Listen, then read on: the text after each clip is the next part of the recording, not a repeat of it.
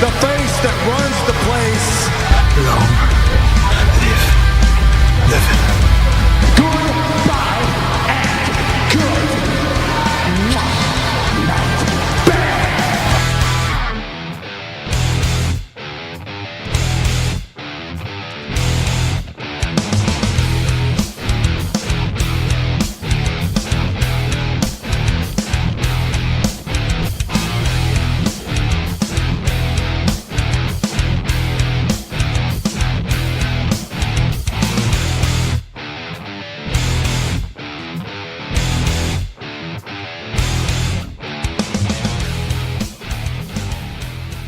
How's it going, folks? Welcome to another edition of The Kickouts, your weekly pro wrestling guides, right here on 90.3 Near FM, on all good podcasting providers, and on the EMC Podcast Network.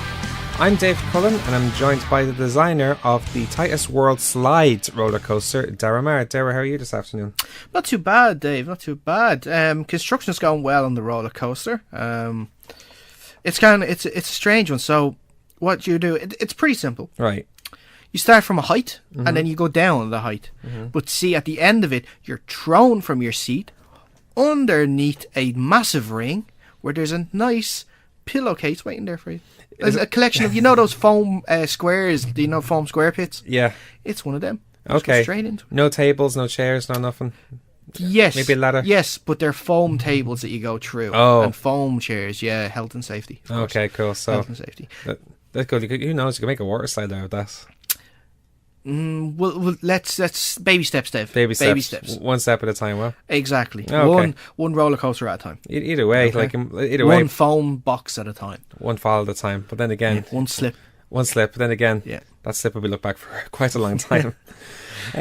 Anyway, we're coming to... That's his career now, you know that, right? Yeah, but you know He's what? never going to scale much higher than that. We'll reflect on it more when we talk about Raw, but fair play to him because he owns it. He does, yeah. You can either hide behind it or you can own it, and fair play to him that he's actually owning it. Exactly. So unlike the Shockmaster, at least he owns his fall. There was a picture I saw actually on Instagram. Not Instagram, I think it was Twitter over the week, just like a couple of days after it happened. Let me guess. And someone had two toys. One of the Shockmasters. I know exactly what you're talking about. And a toy torch. It's like he passing the torch over to Titus. Yep. Yeah. Brilliant. God, it could be a long time before he passes the torch on a fall like that. But anyway, we're coming to you from Near FM Studios in the beautiful North Dublin village of Coolock, and we'll be here for bringing you all the latest news, results, previews, rumours, and more from the world of professional wrestling. We'll be previewing all the past week's action from WWE, including the Greatest Royal Rumble, and we'll also be... The Greatest House Show. And we'll also be previewing events coming up from the likes of Low Blows and OTT. All that to come, but first we're going to start, as always, with the news. I hate to be the bearer of bad news. Also, good news, everyone. We're first off going to talk about a story that was actually in the news last week, but we didn't really get in touch with it. But it seems like now, it's like the storm has calmed down when it came to the whole thing. Harry Smith, aka Davey Boy Smith Jr., and Ozarian Smith Jr., aka Jake Roberts, have settled their differences after a phone conversation set up by Bret Hart, where Bret Hart and Roberts were at an autograph session. Roberts agreed to drop all charges on Monday for an incident at WrestleCon where the two had a heated exchange of words, and Smith threw coffee at Roberts, and Roberts' daughter went after Smith, who walked away.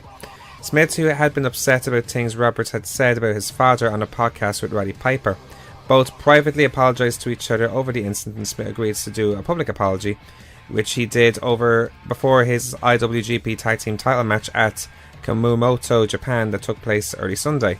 He said, quote, "I'd like to apologise publicly and officially that I spoke to Jake Roberts on the phone today and we've squashed heat we've had which happened at the WrestleCon event," wrote Smith.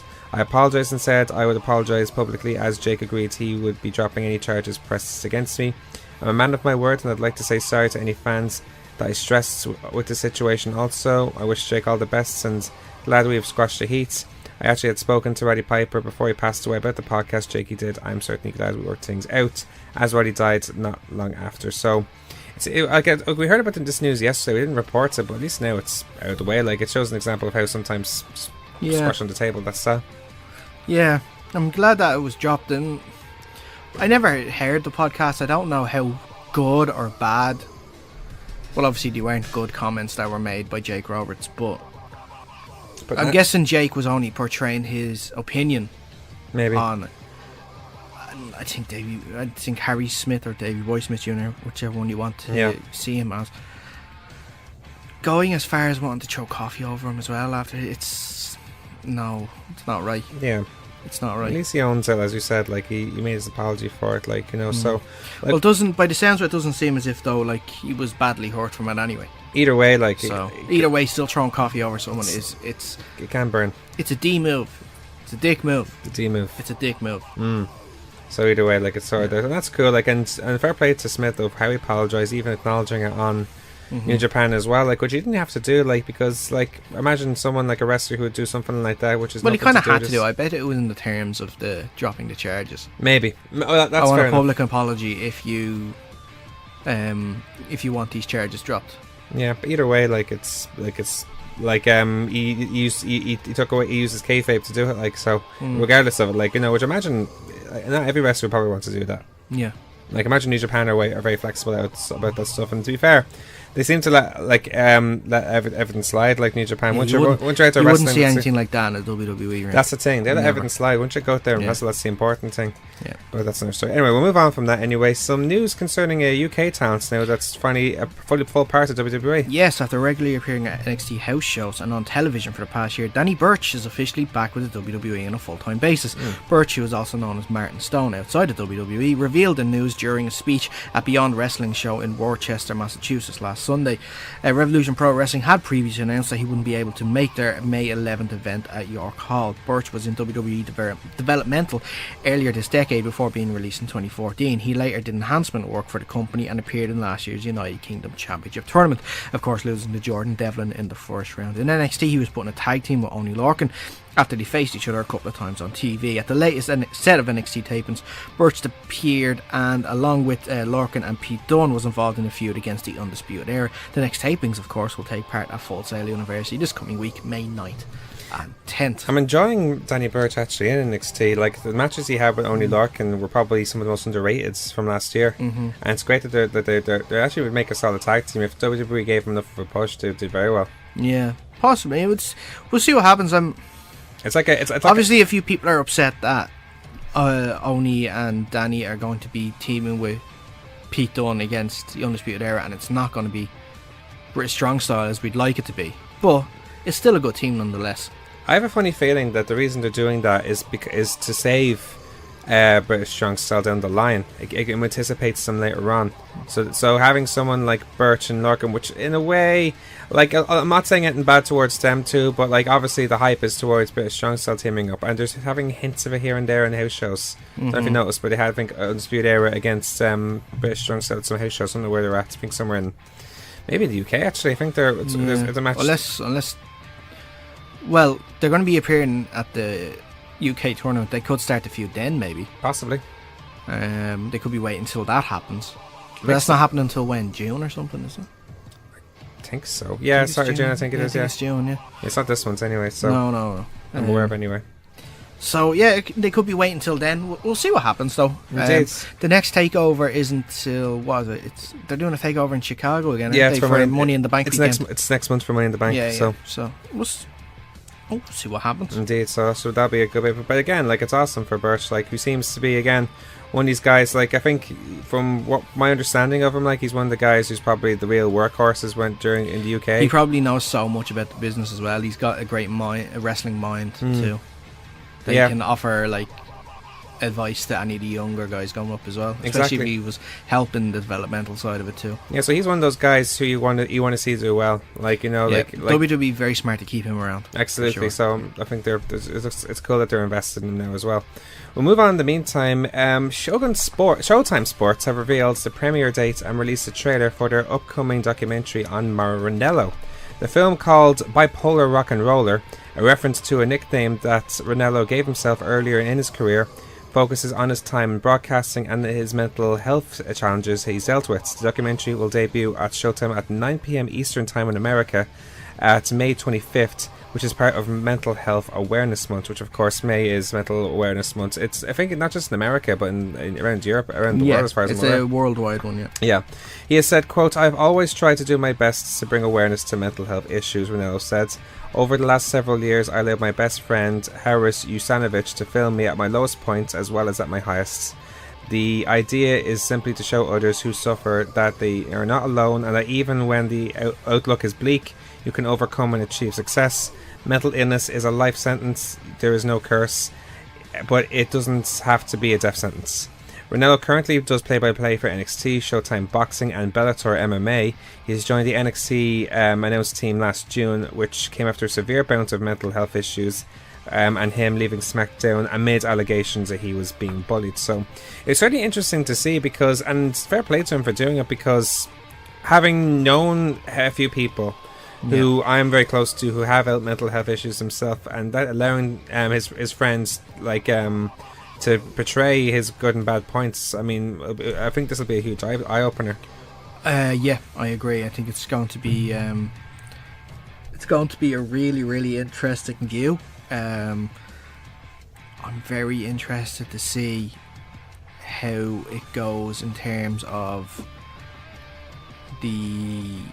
will we see anything in terms of him leaving SmackDown, and will they address that at all? That's a good point. I don't think so.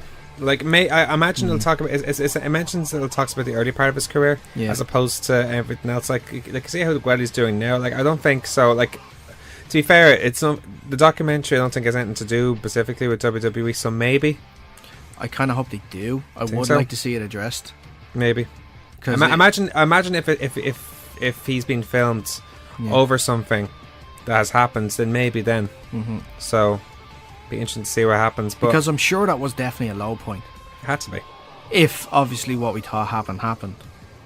And I don't know. Maybe it's not. Maybe it's me. But was it known that he had like this condition like before that? Not that I'm aware of, anyway. Maybe. I don't know. I personally don't know. I'd be the same. I personally wouldn't know myself before. Obviously, it came out after the whole SmackDown thing, but I'm not too sure. I, for one, didn't know myself, so maybe most fans didn't as well, or certainly wrestling fans didn't, but who knows, maybe people in boxing and MMA were more aware of it as well. So, but for me, this is very interesting, because for me, I'm looking forward to this documentary, I think, as much as the Andre one, because not just from a wrestling's point of view, and obviously I'm a huge Mauro Ranello fan. I think he's by far and away the best play-by-play man in wrestling today, in sports today, you could argue. Yeah, can you consider what else he does for boxing and MMA, and like, you know, like when you look back and look what he's actually done, like, you know, or what he's doing at the moment, it's not just wrestling. Imagine JR doing MMA and boxing as well.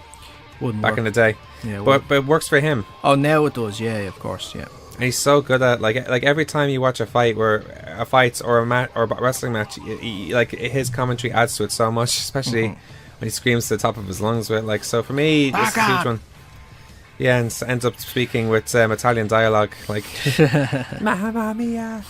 No, it's awesome. Like, I can't wait. You saw the video of him doing his play-by-play for the last takeover? I love that so much. Unbelievable. Although I do think it was a little put on because he knew he was being recorded, because he kept looking at it. Still, I thought he was a little over, not more over than he is, but, you know, I thought he was a little more over the top than he would normally be at that takeover. I see why, because he was being recorded. Well, to be fair, but he's still fantastic. I'm not saying he's not good. Considering what he was commentating over, I mean, especially like the people being put through, especially in that ladder match, where people being put through tables and Ricochet being Ricochet. So very true.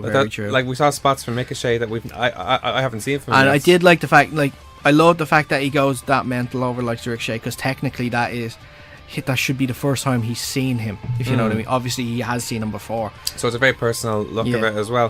But what I like to think about this is this can show anyone else who may suffer from mental health issues of someone who's very successful like him, but is able to deal with it, or how he's dealt with it to be where he is now. It's an insight into it, saying like, okay, you may have you may be going through something here at the moment, but I want you to see that, I want to show you that there is ways of dealing with it, and there is ways of being able to continue your life or career while while dealing with it as well. And I know, like, it's obviously it's unbelievably hard, and there is no guideline on how to deal with it because everyone's different. Absolutely. But at least if it gives an insight to someone and helps maybe at least one person, then it's definitely something that was worthwhile doing. Yeah, absolutely. So, like, hopefully this will give a great insight as well, like, you know, as well as document him as well. So it kills two birds with one stone for me in that sense. So we'll move on in the meantime to political news.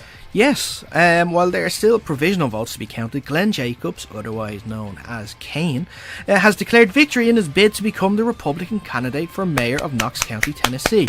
Now, for anyone that's not aware, that's just to be a candidate, doesn't mean he's become mayor yet. There's still a vote to become mayor.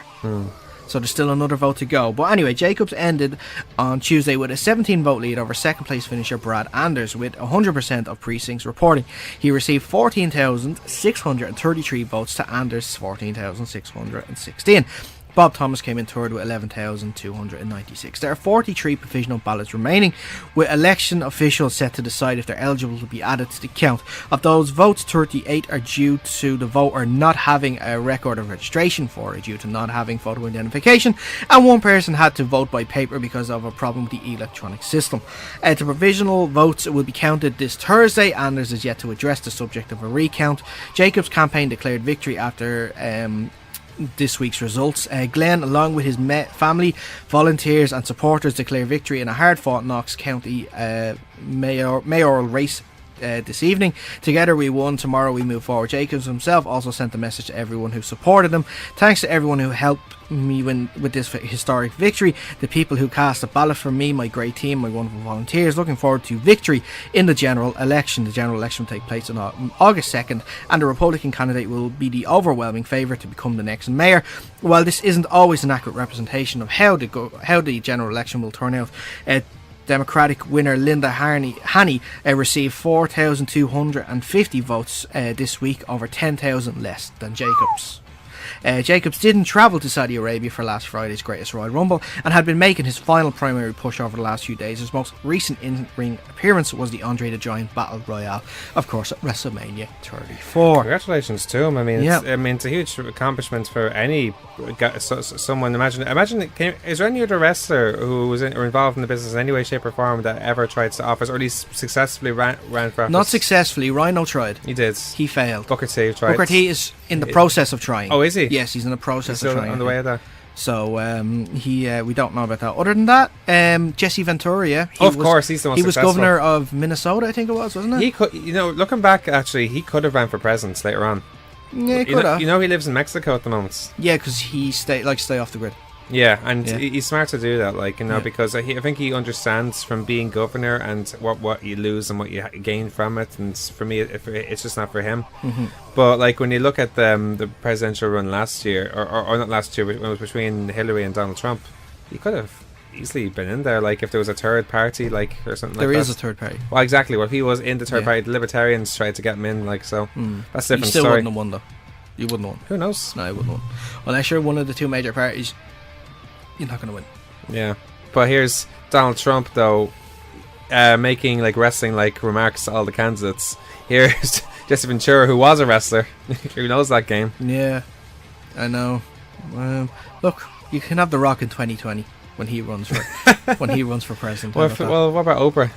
Oprah? Well, it'll be between him and Oprah for the Democratic vote. Yeah, and then Kanye West will be the Republican vote. Don't tell me he said he wants to be president. It's a whole thing. It's not worth getting into. Don't want to even think about it. Yeah. But anyway, going back to Kane, I mean, policies or not, do you think it'd be very intimidating going up against Kane?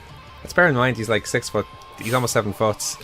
Probably towers over all the rest of the candidates. Wouldn't think so. It's not like you're trying to use your brawn and stuff like that to actually get votes. I think there was one.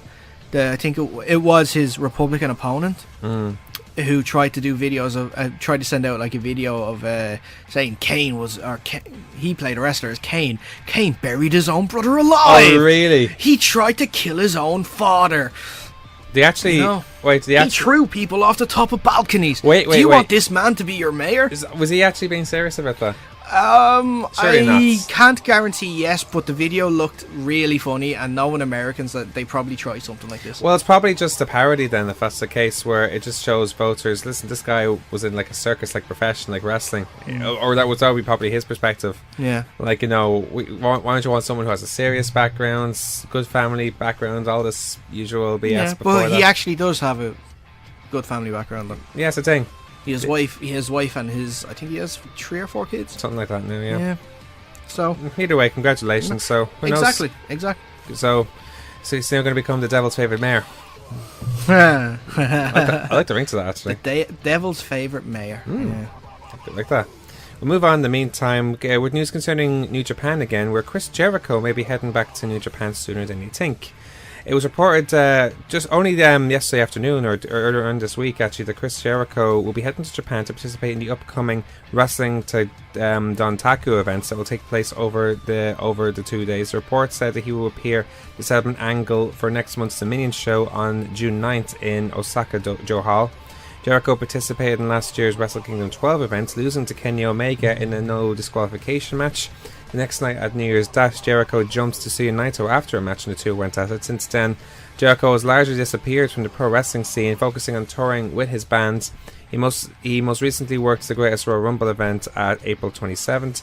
Back in March, Jericho said on Twitter that he wouldn't be going back to New Japan, though in the past he has not been that transparent about his future plans in order to keep it element of surprise as to what he'll do next. So we have we're going to be reporting a bit shortly on a breakdown of the results on day 1. So he wasn't on that, but who knows? He could set up something with Naito again, gone into Dominion. Hopefully they rekindle that, because that is definitely a match I'd like to see. That's a great match, like, you know. Yeah. Like, because I think if any other wrestler that bar Omega you want to see Jericho in, it's Naito for me.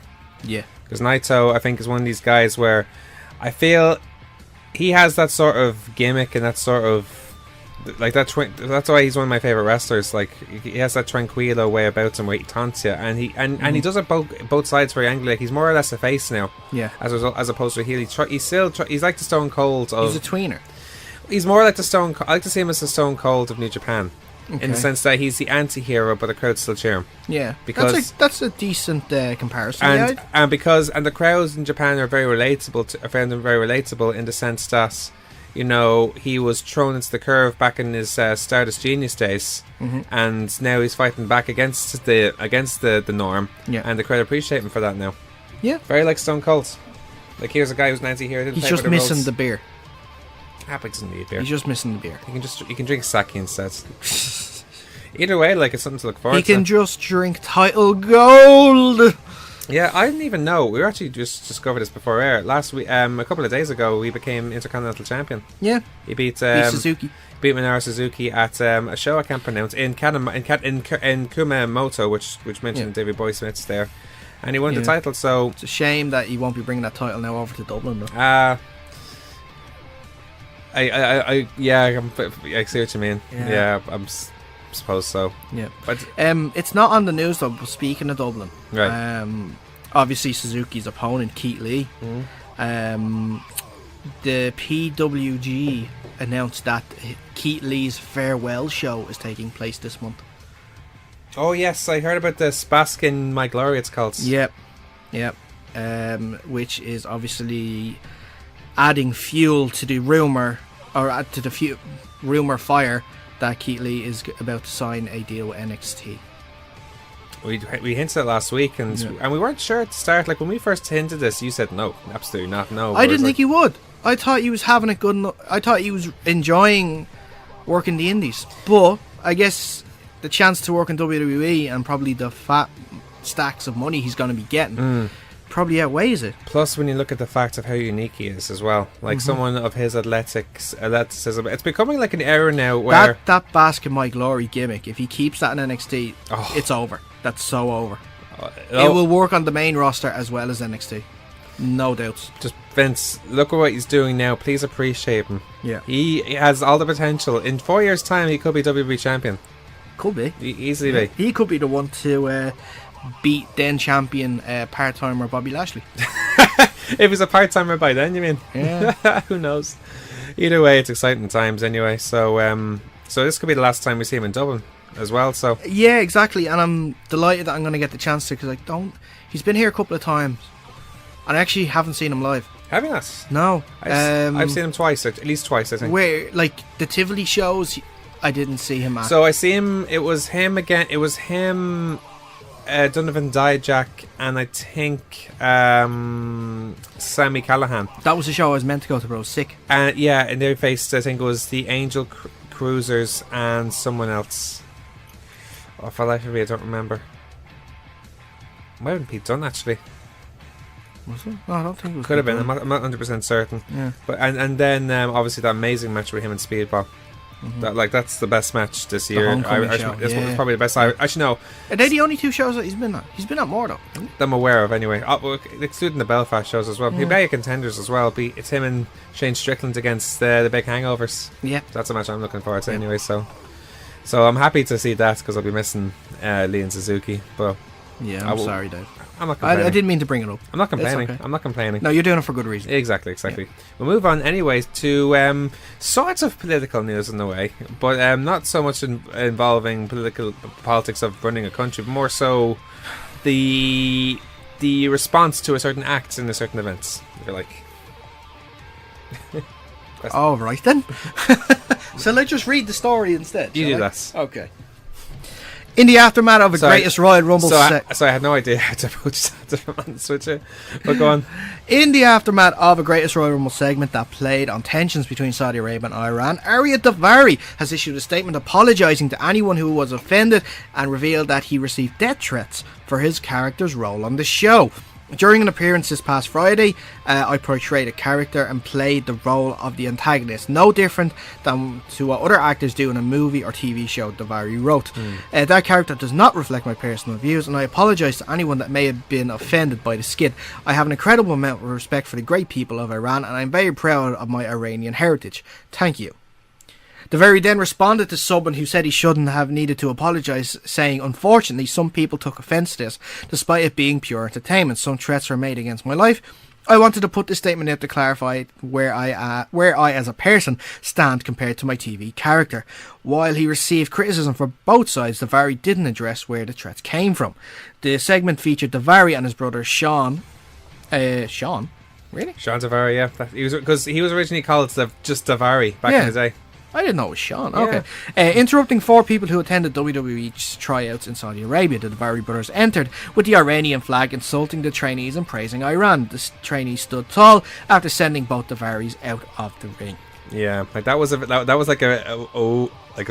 sort of one like segments when you watched I'll it. be honest, because I didn't see the Greatest Royal Rumble live. I was in work for it, so I kind of played catch up. Okay, so I skipped it all because I did not care. Well, it's interesting. And I'm guessing from what I read, it's just the usual stuff. The 2 bad guys come out saying, you're nothing. You think you're talented, blah, blah. And then the guys just throw them out of the ring and they all stand tall holding each other's hands. In this case, it's all the triad guys are from Saudi, as opposed, and then here's Arya and Sean Daivari. It's kind of funny how you have Arya and Sean. I think that's funny, but anyway, I won't digress on that. They came out with the Iranian flag, which apparently now Saudi and Iran aren't getting along, or at least politically or whatever. So imagine to put it in our. To be fair, Saudi Arabia isn't really getting politically on with a lot of people at the moment anyway. So well, Iran in particular, they've had it's been going on for God knows how long, like, longer than we can even imagine to think. But like, to put it in our terms, imagine if they had, like, I don't know, like tryouts in Dublin, for example, and it was in the Tree Arena or Croke Park or something like that, and out comes the Rapture with the British flag or something like that. It's like squashing. It's basically what Zach Gibson's doing in OTT right now. pretty much. That's pretty much the same Except thing. we can see that it's a character, and it's not actually him giving his real opinion on it. It's the character. I know, but I think It's the gimmick. But that's where the I'm not saying Saudi Arabia doesn't understand pro wrestling. They probably do. I'm not saying Saudi Arabia. I'm saying fans don't, Yeah. or they call themselves fans. And there is probably if that same thing happened, then the Zach Gibson thing. Yeah. I bet if that played to everybody, there would be a lot of people saying, "Who's that English lad saying?" Blah blah blah. I'm gonna say. Well, it could be the same. It could be the same if, let's say, they had tryouts in South Korea and then some wrestler from North Korea showed up or something like that with the flag and taunted everybody. I know, but people are Do you know what I mean? Yeah, I know, but Some people just take things too personally. See, here's the thing as well. You have to understand the culture as well. That would take more easily offense to it as well. See, we're from a culture where we get it now. Culturally we get it, and wrestling wise we get it. Yeah. So with that in mind, we recognise it's a joke. Maybe they don't get the full jokes at least yet. Like until then. If that's the culture, which WWE have, or no, I think was it WWE or was it the Saudi Prince or the Saudi Sports Authority apologised for showing women on the screen. Remember for the co-branded I heard thing? about that, yeah. Why didn't they also apologise for that then? They did actually. Because it's not their fault. It's not the Daivari's fault, because the Daivari only did what they were told. Yeah, that's true. They shouldn't be the one apologising. WWE and Vince and the Saudi Sport Authority should be the ones apologising. Well, to be fair, he only apologises for those who may be offended. Like, you know, I think when death threats are made, though, you have to. Maybe that's where you feel you have to. Maybe. But he shouldn't apologise for people sending him death threats. No. He should be blocking them people. Or he should be reporting them people. But he shouldn't be pandering to them. But he wasn't apologising to them. He was apologising to in general if he offended people. Like, because there's probably people who wouldn't send death threats. But it wasn't him. I know, I understand that, but it's his. But naturally, even though it's not him, that's the thing. They won't get that. Yeah. The people will look at him. But like, there's an interesting point that you said there. Do you understand what I mean? That the people don't get it. He shouldn't be pandering to the people that don't get it. He shouldn't be. He shouldn't even be acknowledging them, because they obviously don't know what's going on. And if they're sending death threats, he should block them. He should report them. Not say, "Oh, I'm sorry." No, shouldn't be doing that. He didn't really say it like that. Well, no, you know what I mean. I'm not trying to say that in that. What can I say in that tone? To be fair, he's explaining his side of the story as he's being an antagonist. He's explaining exactly. He's explaining how pro wrestling works. Exactly. So that's the thing. He's only saying to those who have offended, but here is what happens. That could have been fine. That's what he did. Fine. That's what he's doing. Like him saying that I'm the protagonist. This is what my character plays. That's fine. He shouldn't be apologising for it though. He's only. That's the only issue I have with it all, is that he's apologising for this. He shouldn't have to be. Because if these people don't get it, you're obviously not the target audience. Well, and if you came across it, that's fine, but you should know that this is on the TV, so it's a TV show in a wrestling ring. It says here that like he responded to someone who shouldn't have needed to apologise, and he stated that, like, you know, people took offence despite it being pure entertainment. So he's doing saying that. If people took offence to it. So that's what he's addressing. I don't think he is. But then, really. Once again, that's not his fault. He was only told what to do.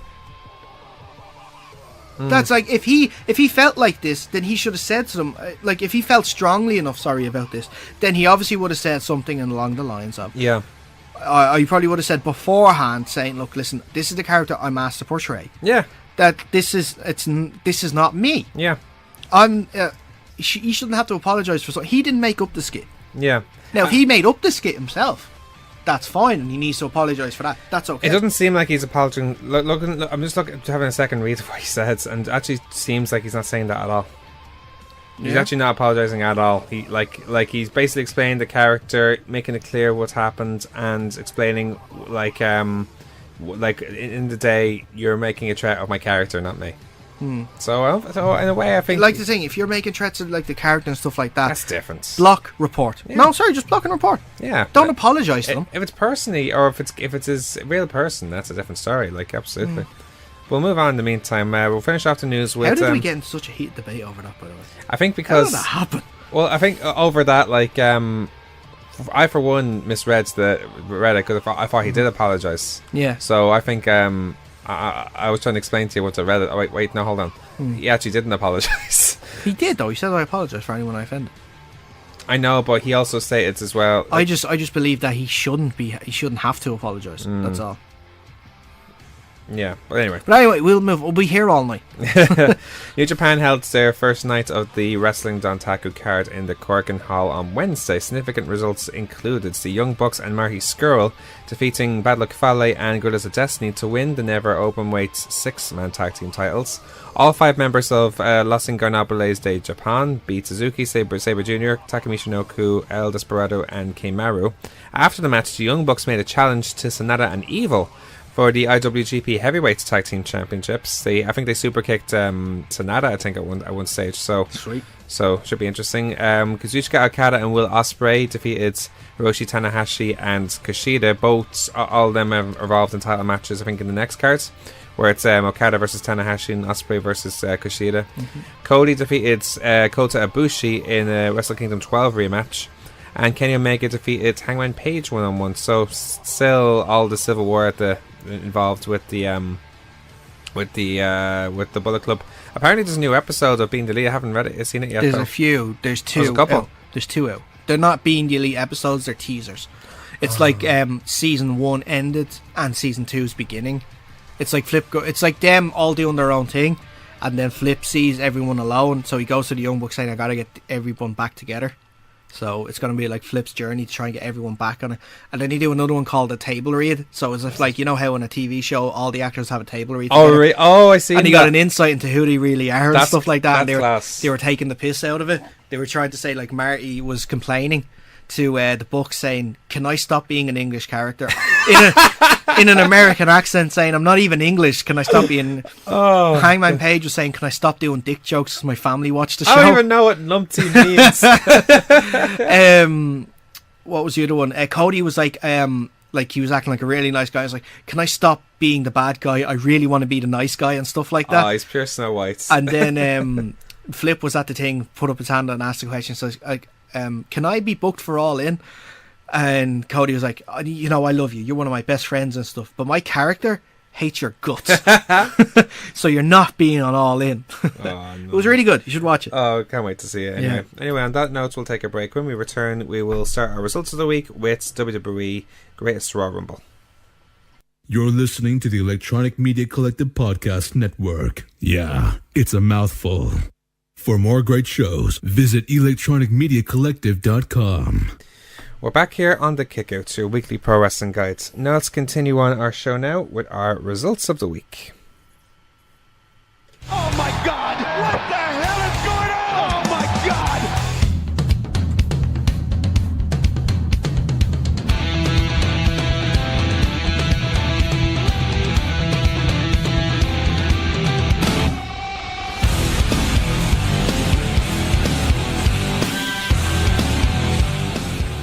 This is very rocky music for a WWE show.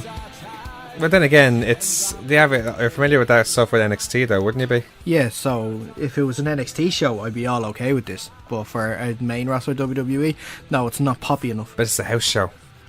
Yeah, true. This is a house show the greatest house show. The greatest house show. With the nicest chairs at ringside. Very nice chair Yeah. at ringside. Imagine how class that would You be. can only sit at them if you brought a female with you. Oh, that's true actually. Yeah. Anyway, the Greatest Royal Rumble, which took place in... That's like, it's like I need a date for the Greatest Royal Rumble. The Greatest Royal Rumble, which took place in... No, if I'm pronouncing this correctly, Jared, Saudi Arabia? What? Is that the name of this? Jeddah. Jeddah, excuse me. Jeddah. I'm not... I don't know my geography at all there. Yeah. Jeddah, Saudi Arabia. It was actually a class show. Like, for me, actually, there's no argument this was as good as WrestleMania. For a house show, it was good. Compared to WrestleMania, though, let's think about it. The first half of WrestleMania was better than the first half of this show, bar the Cruiserweight match, because they were both WrestleMania and Greatest Royal Rumble Cruiserweight matches were class. Yeah. The second half of the show was great in the Greatest Royal Rumble. The second half of WrestleMania wasn't so great. Okay. So yeah. So somewhere in there, anyway. Yeah. Well, about even. What I liked about this card in particular is that it seemed to take a page off New Japan's book, where they seem to prioritise the best matches last, or certainly the most significant matches last, either by title or maybe by by superstar caliber. That's why Undertaker and Rusev was later on the cards. But Even though it started with John Cena and Triple H. Yeah, but that's the exception to that. Like, you know, like they were smart to do that because because the crowd was very hyped around the start of the match to have probably the most intriguing match, but not like a match which should be main event. You could argue because it's their first match together in 8 years, apparently. You know that's crazy. I didn't know as well. No, it's genius in terms of booking. That's what I mean. Because the two highest stars are probably two of the most well-known stars on that card, bar the likes of the Undertaker, of course. Having them open the show, certainly the two most famous in the past 20 years. Yeah, like, you know, that would be the two of them up there anyway. Exactly, so. The biggest face and the biggest heel, probably. Yeah, of the last what, 10 years. Well, it's interesting because Triple H. 20 years. Even. It's funny you say that because I find Triple H has been more of a face in the past. Heel. There's a good part where there's a part when he was a face, of course. Yeah, the likes when DX reunion and stuff like that. Yeah. For a while. It was only in 2013. He's been a heel for 5 years now since he attacked Daniel Bryan. So, but no, it was a good match. Like, considering like both of them are in their 40s now.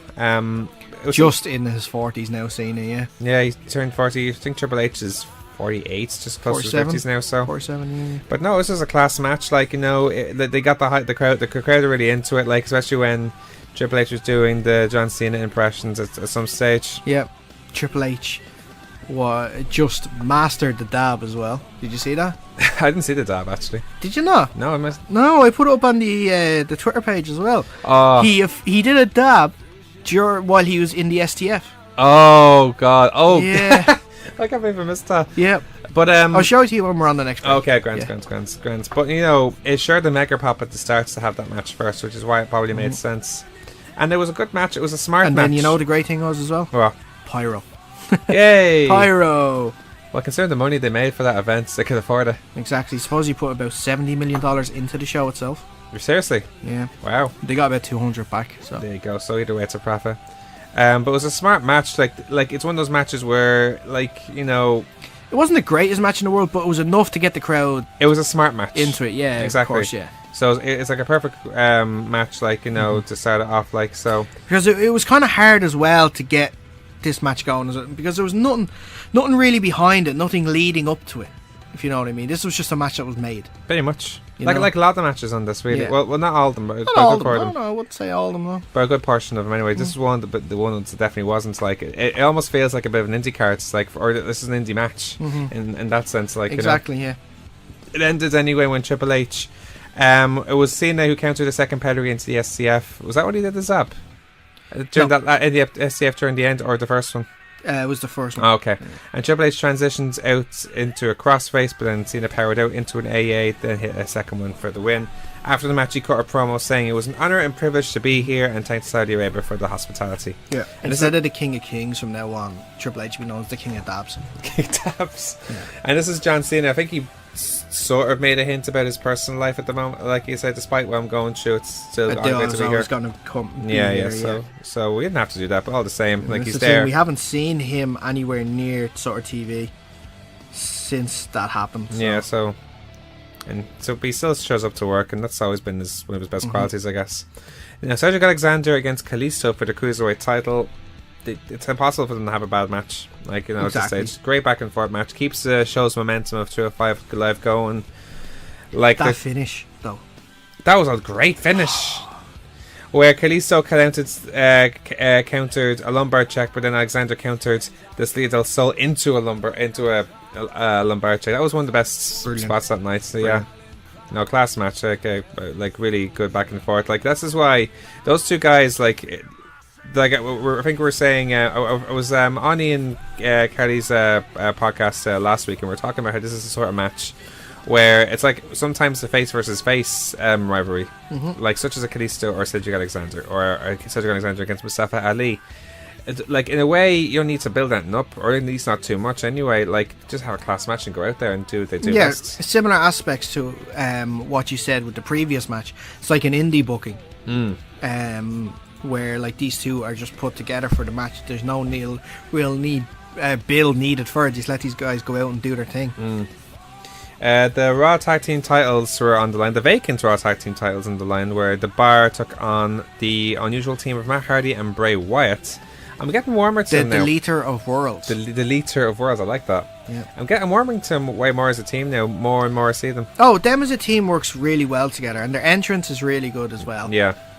Their in-ring stuff is pretty good. The only problem I have is that finisher. I just don't like it. Oh, yeah. work. They hit again the double twisted fates. Not even a double twist of fate. He just holds the legs up. Like, even if he like lifted and then like did something where he slammed down his hands to help put more force into the twist of fate, that would work. But he just holds them and then lets go. It's sort of like, you know how imagine if Gallows and Anderson did their magic killer and Gallows stayed in his feet. Yeah. Something like that, like, you Yeah. know. No, I see what you mean. Like that entrance where I don't think I've ever seen an entrance with that many lights before. Or at least that looked so majestic. There's even WrestleMania. I've seen WrestleManias before, and just something about that one, I think, just was amazing. Yeah. Or either that, or I just haven't seen enough of Bray Wyatt's entering stadiums lately. So No, it seems as though that was probably one of the best that we've seen. As if every seat put their light up there. that's it. Maybe it was pre-planned that they were all given a light beforehand. Or just everyone in Saudi Arabia For has the a mobile visuals. phone. Or just everyone in Saudi Arabia has a mobile phone, Well, no, yeah, that including too. the kids. Including kids, including like newborn babies and everything. Yeah. Which wouldn't surprise me It ended in when an oil country. it ended when Wyatt hit Sister Abigail and Sheamus, and Matt tagged in for the double twist of fates. Your least favorite move in the world, deleting Sheamus. Yeah, It was an expected outcome, to be fair. Like, because- exactly, with the bar on Smackdown. So Yeah. Jeff Hardy against Jinder Mahal for the US title. I don't know about you, did Jinder Mahal get like a good reception? Because I couldn't hear from where I was. I couldn't hear it either. Yeah. There was a lot of times during this show that I wouldn't say that the crowd were dead. It was just that the aesthetics in the stadium or wherever the microphones were placed to let you know on the TV, just it wasn't there. Yeah. So it's hard to tell. It was a big issue as well. I think that, like, did you see the gap between those nice seats and then the stadium seats? Yeah. Huge gap. Yeah. Huge gap. It's kind of strange as well, because I think at one stage, like, you know, you'd think usually for a wrestling show, like, the crowd would be fully invested in everything that goes on. Yeah. I think I saw it was probably impossible to miss. There was a lot of people in those front rows in who were roundabouts all- facing yeah, each other, like, you know. exactly, having chats on their In phones. circles, yeah. You know, they were obviously parents who obviously just brought their kids because their kids wanted to see it, Yeah. and they just didn't care about it at all. Yeah, or at least, you know, maybe they saved it for the best times. Like, you know, it's like, oh, well, I'll turn around when the Undertaker's there or something like Yeah. that. This was an alright match. Like, you know, like it ended when Singh distracted Jeff. Mahal cradled the tights for 2, but then Jeff hit the twist of fate and Swanton to Yeah. retain. No more to say about it, really. Nah. Now, during apparently the reason they Apart had from the whole whisper in the wind thing going wrong. yeah. No, I didn't even know this until before that, but it makes perfect sense now. Apparently, the reason they had that long break with the panels because It was a prayer break. It was a prayer break. I had no idea. Did you not know that? I did not know that. Yeah. So that explains now why Low Blows did their mass. Yeah. We talked about it on the show last week. No, but I didn't know. I thought that was just a random thing they did, as opposed to in response to a prayer time in Saudi. I had no idea. Yeah. Speaking of that mass was very funny. I actually couldn't say the prayer, like the gospel prayer, because it was so funny. It was. I couldn't tell you what it is. Like if I can find it, I'll put it up now. But Yeah. in the meantime, during the prayer time, Chris Jericho cut a promo in the rubber match, once again calling Mike Rome Todd and said that he's failing. He's not failing his games and put him on the list, and basically put the cameraman and everyone he knew at the list, like at that stage. Also, Daniel Bryan cut a promo just to kill more time, saying he's glad to be back here and he's here to win the Rumble match, and we'll get onto that a bit shortly. Then the Bludgeon Brothers took on the Usos for the SmackDown Tag Team titles. Again, it just continues the dominance of the Bludgeon Brothers. Simple as that. Yeah, pretty much. Yeah, like They really want to make this team as dominant as possible. and they're doing a very good job. Like it's like what AOP were like in NXT. Yeah. Imagine a match down the line. It probably won't happen straight away, but even Survivor Series. Imagine AOP versus the Bludgeon Brothers. That would be a match. It would be a match. Like, you know, like something like that could easily happen someday. Like, so have to wait and see how that pans out. But yeah, it was a good match. It was when Jimmy and Jay headed up top, but then Rowan cut off Jay and then Jimmy. Bludgeon then fired up and hit the killer bomb on Jimmy to retain. Now, easily the match of the night, probably. Seth Rollins, Finn Balor, Miz and Samoa Joe, IC title ladder match. Yeah. You know, it was a great overall match. It was more of a safe ladder match to all the same. Not taking away how entertaining it was, but you could argue it was a more safer match. It was a house show ladder match. Yeah. Yeah. I feel like, but then again, the house show ladder match, you think would be good? No, they'd be safe. Yeah. They'd be as safe as they were, like, on that. But the finish was really good. What happened was Joe climbed, but Balor toppled on the ladder. Balor climbed, but then out of nowhere, Rollins springboarded back onto the ladder and snatched the title and retained. It was such a moment when he won the title. It was a great finish. I love that. Great finish. And then he ends up getting cut by the belt itself. Did you see that? Is that how he got cut? Yeah, when the belt came down, it hit Finn's eye and scraped along it. Yeah. Oh, I didn't know that's how he won it. Anyway, I have this pair in front of me now. You want to hear it? So this was the it's the pause. It received a prayer that our Justy wrote to. So it's like, Our Father who art in Connecticut, Vincent be thy name, thy corporate come, thy firing be done on ESPN as it is on the network. Give us this day our daily Roman, and forgive us for watching the Indies, as we forgive those who watch TNA against us. And lead us not into the Attitude Era, but deliver us from the PG era, now, then, and forever. I actually, by the time I got to the Indies, I couldn't stop laughing. So, it was brilliant. And when he said the prayers of the faithful, it's like, if you smell what the Rock is cooking, here comes the money, money, and that's the bottom line. What? No, I know. Anyway, where were we?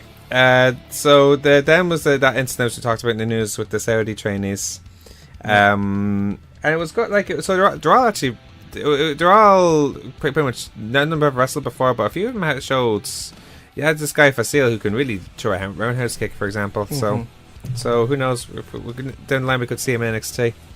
Doubtful. You never know. Doubtful. AJ Styles took on Shinsuke Nakamura for the WWE Championship. It was a good match. I think this is a better match than the match at Mania, actually. This match, yeah, because it had the heel face dynamic. That's the difference. Yeah, totally. You actually talked about this, actually. I remember you saying this to me before when we were doing the predictions Mania, and stuff. Yeah, because when there's the heel face dynamic, that means Nakamura can be the heelish type that he wants to be. Right. Not that he wants to be, but that he can be, to help the match progress in terms of storytelling as well. So yeah, it made sense. Yeah. And to keep the feud going as well with the finish, I mean, it was Styles who cut off Nakamura, and Nakamura rolled the floor. This is all before like another cock punch by Nakamura. Styles followed. A what? A cock punch. A what? A cock punch. Where did you get that? It's in front of me. I wrote. That's what I call it. What do you prefer? What do you want me to call it? Low blow? It's a low blow. Fine, a low blow. Cock punch has a ring to it. Cock punch? Really?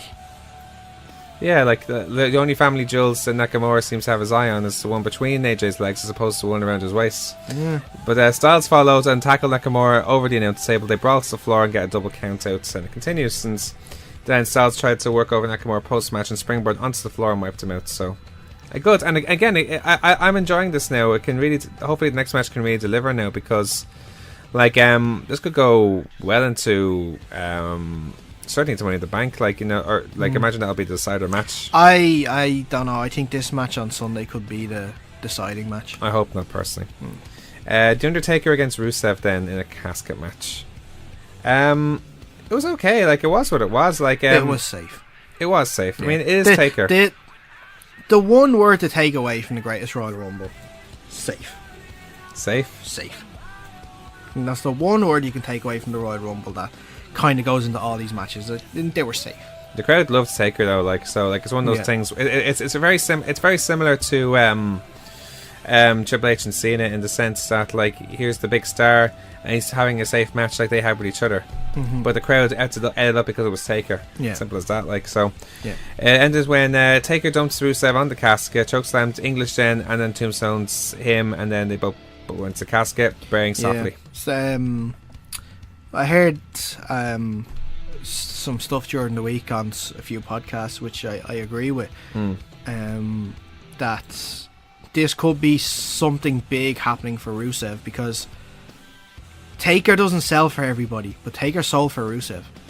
Taker, I think, probably was the one that picked Rusev as the guy he wants to face as well. Imagine. And I think he gave Rusev basically his seal of approval during that match. Which is, I imagine, is a huge feat. Like, I mean, and hopefully that does means better things for Rusev. And when you think about it, like, and we saw maybe a little change back to the old Rusev on Smackdown. Yeah, exactly. We'll get onto it. Yeah, we'll get onto that like later on. But yeah, so hopefully, because he deserves it. He's been one of the best and most consistent performers WWE've had over the last 3 years. 100%. And he definitely deserves to be pushed back up to the heights that he was when he first came. Maybe even higher than that as well. Who knows? Yeah. Who knows? Brock Lesnar versus Roman Reigns, Universal title cage match. Also, did you see things supposedly about Aiden English injuring himself? No. He supposedly injured his neck while getting tombstone by Taker. If you look back a few times, you can see Taker shouting too low to Aiden English while he's in it. So, yeah, suppose he must have got himself in a too low position. Landed probably maybe on the top of his head a little too much. Unfortunately, well, he's not out with it. We saw him on Smackdown, but he is carrying a bit of an injury on his neck anyway. Nothing too severe. We wish him a speedy recovery. In the meantime, Brock versus Roman, Universal title cage match. This is basically another finish fest. Yeah, they then. You know how before Roman faced Brock, they were protecting the F5 so much? Do you remember that? Yeah, they're not doing it anymore. It was one F5 and done. Which is frustrating when he does that to guys like Samoa Joe and Braun Strowman. Exactly. And here's Roman Reigns, who can take how many? 5 at WrestleMania? He took 3 at WrestleMania? 5. It wasn't 5, was it? It was at least 4, probably 5. We'll meet in the middle and say 4, will we? Yeah. Yeah, so he took about 4 or 5 or 3 at WrestleMania. He took another. Point is, it was more than 1. He took another 3, I think, on Friday. Yeah. Yeah, so much for protecting the finisher. It just like because it just seems like, you know. Well, first of all, that finish, like, it was a botch no matter what people say, because you can it was a botch. That was not planned. You can tell, no way. You can tell by the panic of the commentary. Yeah, like, you know, like as good as they try to hide stuff, you know straight away. Exactly. I think the plan was that Roman was meant to land on top of Brock, and they were both meant to lie on the cage like that. But because Brock was underneath Roman, Brock would have won. But because Roman obviously fell onto the floor to the side, you could tell he was hurt by that as well. Brock was hurt. Yeah, Brock was legitimately hurt by that. That was a nasty bump. And he was pissed off as well. Yeah, so good luck going back to UFC with that. So this match happens when Reigns laid in chair shots to Lesnar, as we can get as we get like 27 different camera cuts, thanks to Kevin Dean. Reigns then hit a Superman's Kevin Dunn, excuse me. I don't know why I have to get Kevin Dean. Where did he even come from? Kevin Dunn. Reigns hit a Superman punch and then speared Lesnar through the cage, therefore Lesnar winning. But that's controversial as well, because it seemed like Reigns clearly touched the floor first. And they alluded to that on Raw as well. Which to be fair, isn't a bad thing. At least they're trying to hide it, at least. There's no hiding that, though. They couldn't have said, oh yeah, Brock definitely won because his feet landed first. Yeah. They would never have been able to get away with that. Anyway, the Greatest Royal Rumble match itself. Starting with Daniel Bryan, and very surprising, yeah. Yeah, like no, I don't think anyone expected. But then you get the sense, wait, are they doing Iron Man with one of them at least, and they did. Yeah. So here's the order now. If I can, we'll go through all the picks and see and happen from. So obviously 1 and 2 were Bryan and Ziggler. Number 3, Sin Cara. Number 4, Curtis Axel. Number 5, Mark Henry. He got a big pop in Low Blows when he came out. It's number 6, Mike Kanellis. That's the first time we've seen him in ages. Yeah. Great shape he's in as well. I think he almost beat the record for being nominated break. And here's the funny part. He was so delighted when he found out he wasn't. Yeah, like he still like I think who has the record now? Santino Marella, thank you. 7 was a Hiroki Suma. Now, there's a very funny meme going around with that. No, the story behind that is brilliant. Oh, please tell me. I don't know this. The Crown Prince of Saudi Arabia, I think it was talking to Vince and saying, like, okay, these people I want in the Royal Rumble match. One of them, he said, was Yokozuna. And of course, Yokozuna isn't with us anymore. For quite a long time as well. Yeah, so he got, what's his name, Sumi? In instead. Because he looked like Yokozuna. Oh my god, no, you know what that sounds like? There was others as well. I can't remember who were the others. There was 4. I think one of them was Randy Savage. Oh, was it Randy Savage? Yeah, I think so. I could be wrong. No, Ultimate Warrior. Oh really? Was one. And who do you pick instead for that then? I can't remember. No, but it just for me it just sounds like, you know, it's like that. Like there's a very funny meme that went around with that where Mr. Burns was looking for Steven Spielberg. He was unavailable, and he brought in Senior Spielberg. It's basically the exact same thing. There's a meme going around with that, and so the prince looked for bring me Yokozuna, and then here's Miss McMahon being Smithers going, oh, he's dead. Then bring me the closest living relative who isn't deceased or something. Bring like me that. a living equivalent or something like that. So. Anyway, 8 was Victor from the Ascension. 9 credit goes to Jared Kearns as well from Low Blows for that. He does great memes actually, doesn't he? 9 Kofi Kingston. 10 Tony Nese.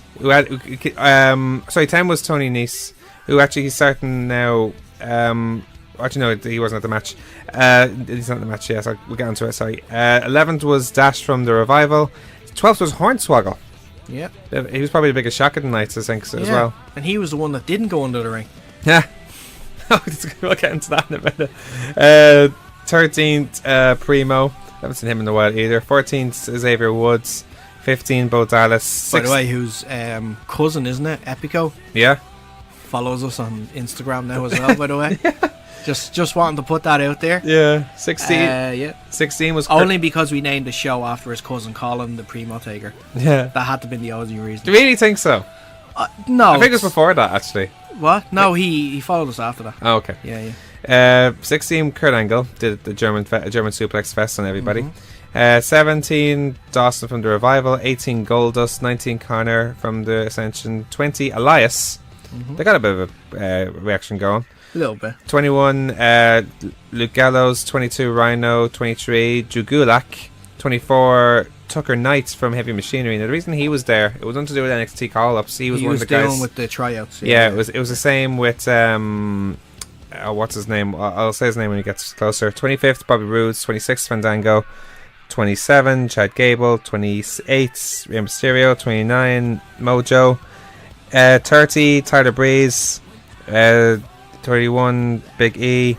32, Carl Anderson. 33, Apollo. 34, Roderick Strong, which was a nice surprise. Roderick Strong, yeah. 35, Randy Orton, who wasn't 22 as well expected. Mike Kanellis, by the way. Yeah? We all thought Mike Kanellis was 22 as well. I thought it was Randy Orton. Yeah. 36, Heath Slater. 27, Babatunde from NXT. Babatunde. Yeah. No, is he from?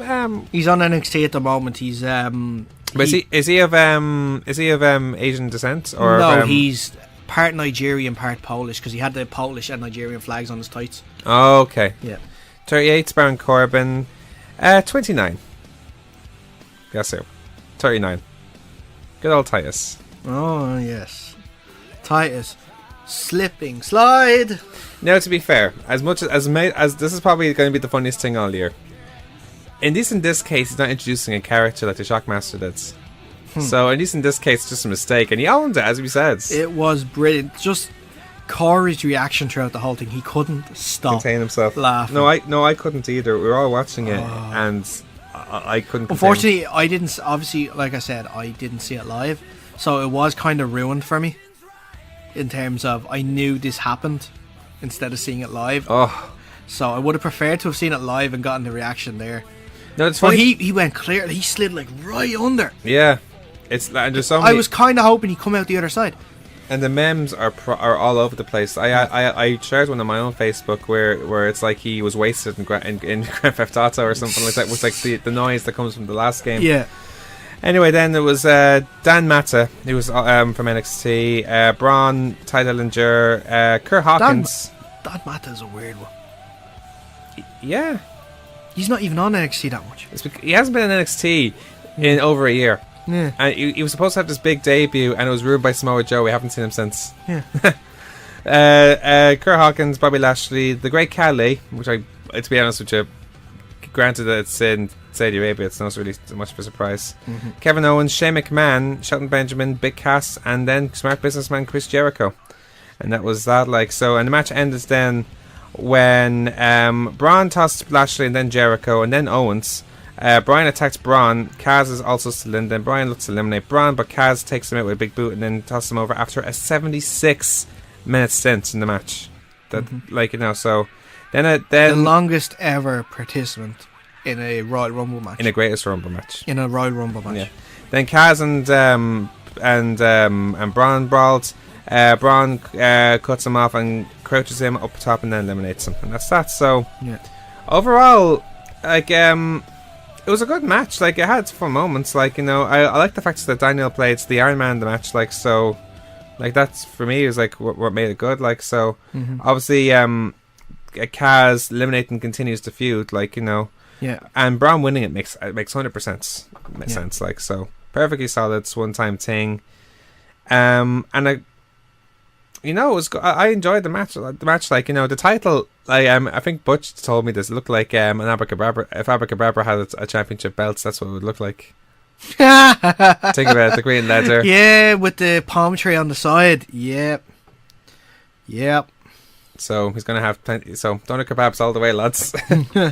So it's very funny. But no, it was a good show. Like it was what it was for a special, and you know, having these novelty matches like that add to it. Like, I think if they had like a Royal Rumble or a Greatest Royal Rumble somewhere else, like, who knows? Imagine if they did that every year. They are going to do it every year. It's going to be a yearly thing. But not just in Saudi. It could be somewhere else next year. No, they're going back to. Supposedly they're going to go back again in November. Oh, right. Greatest Survivor Series, anyone? Oh, dear God. Yeah. Should be interesting. It's going to be a 20-on-20 greatest ever Survivor Series style elimination match. How can that work? I don't know, but knowing WWE and for the ching, they'll find a way. We'll make a 10 by 10, like a bigger ring or something like that. So double ring. Have a War Games match instead. No. Oh, well. Anyway, we'll see what happens. Now let's continue on our results of the week with WWE Raw. Welcome to Monday Night Raw. It started off with Roman Reigns coming out and addressing the controversy, if you like, between Reigns and Lesnar at the Greatest Royal Rumble. Very bizarre crowd reaction as well, because it's in Montreal. Like, Montreal have their favourites, but they're as passionate as fans anywhere in the world. Montreal are basically like the international crowd you get after WrestleMania of smart wrestling fans. I think, and I hate that WWE always say this stuff. It's like, we're in the twilight zone, where fans boo the people that they normally like, and they and they cheer the people that they normally hate. It's like they see French Canadians as aliens, essentially. Why are you saying that? Like, why are you telling people that we're in the twilight zone? Fans are able to have their opinions on what they want. Especially when their two heels are Sami Zayn and Kevin Owens, who got massive pops in this. Exactly. Fans are able to have their own opinion. Let them have that opinion. Wrestling's for everybody, not who you think it's for. Well, the commentators are probably bringing out their own personality by saying that, like, this is their opinion, even though it's against the norm. They've always done that, though. Gone back to JR and Jerry Lawler as well. Yeah. So that's the way it is. Anyway, Reigns claimed that he's the real Universal Champion and said the people who've lost faith in him, but he's won the title, and he rants Brock for once again not being there. Joe then appeared on the big screens, basically saying exactly the same thing all over again, where he told Roman that he would lose and he will end him then on Sunday. Jinder Mahal then arrived, running down Roman, and claimed that Jeff cheated in their match. He adds then that Roman will lose to Joe at Backlash, and he wants a match against Roman and win the Universal title from him too. Sammy came out with a godlike reaction. Like his pops go, like, that's one of the best this year. Yeah. And he said he wanted to face Roman. Then Kevin came out to a pop as well, saying that, oh, yeah, Sammy, you can beat Roman, but I want to beat Roman. And then Kevin proposed a popularity contest. Mahal lost out big time. Kevin won, and then they had a big brawl, and that was that. Lashley arrived to make the save until the numbers got to him, but then Braun arrived to a big pop in his case as well. And then they kicked ass and led to the 6-man title match later on. So this is 1 second. pretty much... Oh, those 3 men are pretty much Roman's plans for the next year. Pretty much. You know, until he can take the title off Brock whenever he comes back. This is... WWE are giving an insight saying, see Jinder? He's going to have a program with him. See Kevin Owens? Going to have a program with him. See Sami Zayn? Going to have a program with him. That's what you're getting, guys. Like it or lump it. Yeah. That's pretty much why they were all brought over. Probably why Bobby Roode's going to turn heel at some stage as well. Have a program with him too. Interesting.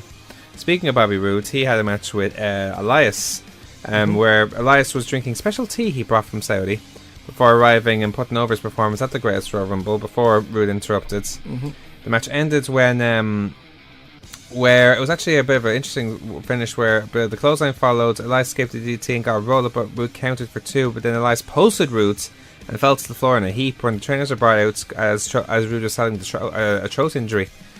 And then Elias announced himself the winner and left. So it's interesting that they seem to be booking Elias so much stronger here.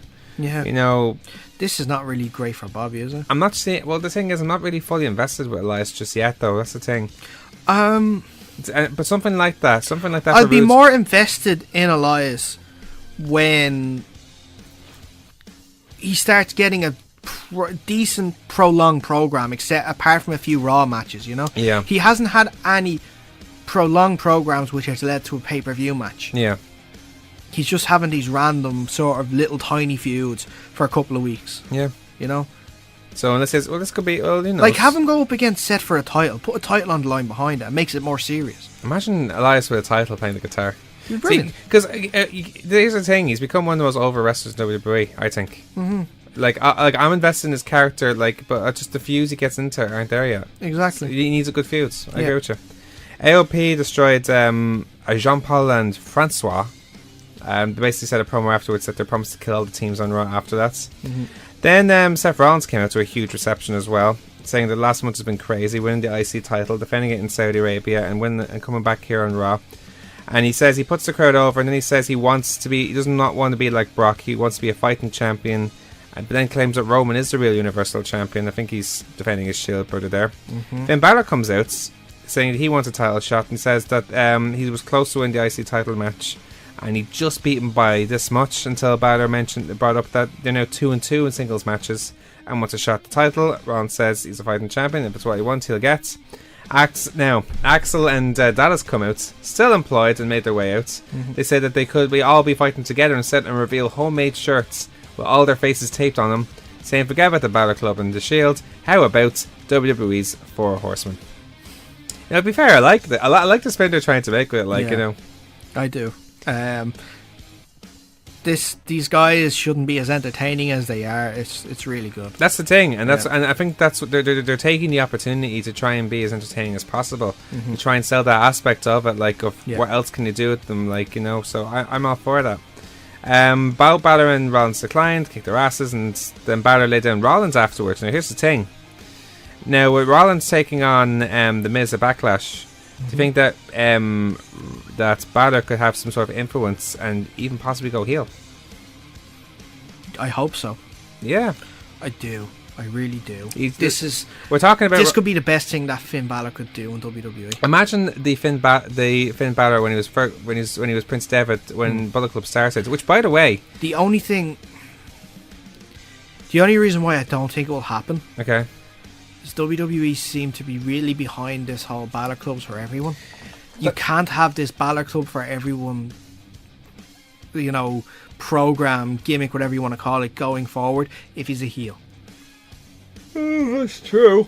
But sorry, was I boring you? Not at all. Excuse me. I'm lacking oxygen at the moment. It's my mistake. But it's okay. It is a very stuffy around here. But think about it. I think in the absence of Joe now, going back to SmackDown, for me he was the best. He would heel. be the top heel on Raw if he was there. That's my point. Yeah. it could be a huge turn for Raw if he came as heel, which I think could work. Yeah. So we'll have to see what happens. But at the moment on Raw, he has nothing to fight for, apart from the IC title. But the IC title is their title right now. It is their title. Yeah. Exactly. Sasha Banks took on Ruby Riott. This time, Banks didn't have Bayley at her side this time. She went alone, whereas Morgan and Logan were at ringside as usual. This was actually a really good match. Like, I'd love to see this match again without the interference, because it's a quality match between the two. Shock. Both Ruby Riott and Sasha Banks are good at wrestling. Yeah, huge shock. Really good though.